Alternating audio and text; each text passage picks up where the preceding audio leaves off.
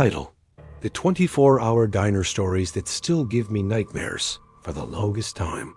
I thought the creepiest thing about my graveyard shift at the 24-hour diner was the man who would sit in the corner booth and just stare at me. For his entire 8-hour stay, I was wrong. My biggest problem wasn't a customer at all. It was what was on the menu. Section 1. The place was called the Comet's Tail, but the only thing celestial about it was the thick layer of dust on the plastic planets that hung from the ceiling. It was a proper greasy spoon, a relic from some forgotten highway dream, now just a lonely light for truckers, insomniacs, and the kind of people with nowhere else to be at 3 in the morning. My job was simple: keep the coffee coming, take the orders, and try to ignore that the red vinyl on the booths was the exact same color as dried blood. Most nights were a total blur of the same faces and the same orders. There was a trucker named Gus, who always took his eggs over easy, and a cluster of college kids who seemed to survive on French fries and pure regret while cramming for exams. And then there was him. I never got his name. In my head, I just called him Mr. Eyes. You could set your watch by him. He'd slide into the corner booth at exactly 10 p.m., right as my shift began, under that one flickering fluorescent light. And he would just sit. No newspaper, no phone, nothing. He'd just sit there, with his hands folded on the table, and stare right at me. His eyes were this pale, washed-out blue, and they never seemed to blink enough. It was unnerving. He'd follow me with his gaze as I moved around the diner, like a silent, creepy satellite tracking my every move. The first few times, I tried to act normal. "Can I get you something?" I'd ask, forcing a smile. He would just give this slow, deliberate shake of his head. No food, no coffee, not even water. Just 8 hours of silent, unblinking surveillance. My coworkers noticed him too. Sal, the cook, was this mountain of a man who mostly spoke in grunts and the clang of his spatula. He told me to just ignore the guy.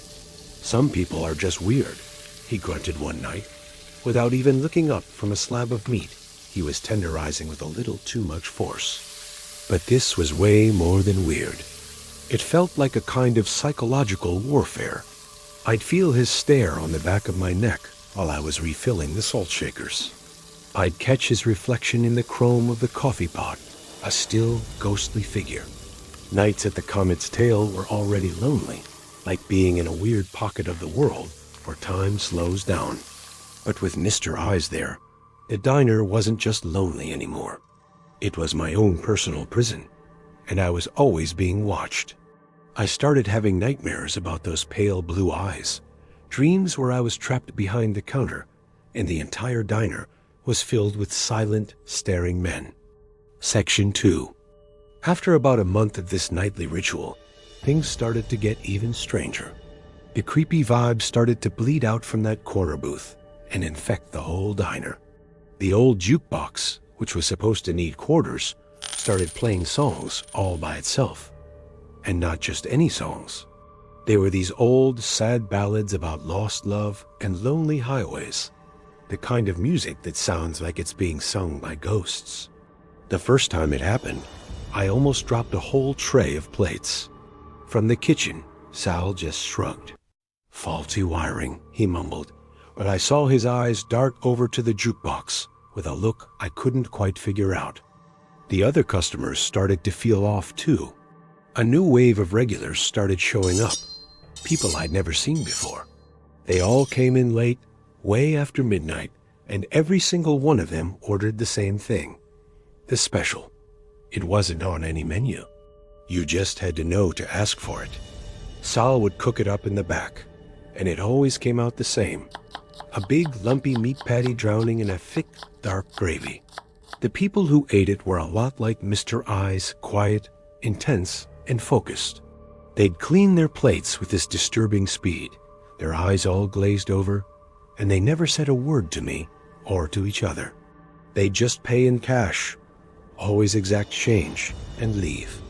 The air in the diner felt heavy, so thick you could almost taste the grease and despair. I started to feel like I was watching a play where everyone but me knew their lines. These customers, Sal, the jukebox, they were all part of some strange performance, and I was the unwilling audience. Then, one Tuesday night, something changed. 10 p.m. came and went. The corner booth stayed empty. I kept glancing over, fully expecting to see Mr. Eyes materialize in the cracked vinyl seat, but he never did. The relief was so intense it almost made me dizzy, like the sun finally coming out after a month of endless rain. I felt lighter. I actually smiled. I even had a normal conversation with Gus the trucker about the weather. For the first time in weeks, the Comet's tale just felt like a diner again. The jukebox was quiet. The weird, intense customers never showed up. It was just me, Gus, and a couple of kids pulling an all-nighter. I remember leaning against the counter around 4 a.m., thinking maybe the weirdness had just run its course. I thought the nightmare was over. For just a moment, I thought it was over. I thought I could finally breathe again. And if you know that feeling of dreading your own job, and you want to support me telling these stories, go ahead and like and subscribe, because you need to hear what happened next. It was so much worse than a man just staring. Section 3, the calm didn't last. Around 5 a.m. before the morning rush, an order ticket came through the pass-through from the kitchen. One word was scrawled on it: special. My blood ran cold. I hadn't seen anyone come in. There was no one new in the diner. I walked over to the window and peeked into the kitchen. Sal? Who's this for? He didn't turn around. His huge shoulders were hunched over the big industrial meat grinder in the corner, the one he was always so protective of. For the house, he grunted. Needs doing. Something was wrong. The air was thick with a coppery, metallic smell I knew. I recognized from somewhere, but I couldn't place it. It was completely different from the usual smell of bacon and old grease. Sal finished with the grinder, wiped his hands on his filthy apron, and walked into the back freezer, letting the heavy door hiss shut behind him. That's when I saw it. He'd been blocking my view of the grinder. Now I could see something was caught in the machine's teeth. It looked like a piece of cloth, maybe blue canvas from a bag. But there was something else stuck in there with it. Something pale. My heart was pounding in my chest. I told myself to stay put, to just go pour coffee and wait for my shift to end. But this horrible curiosity pulled me forward. My feet just started moving on their own, carrying me through the swinging doors into the thick heat and stench of the kitchen. The metallic smell was overwhelming in there. I took a few hesitant steps toward the meat grinder, holding my breath.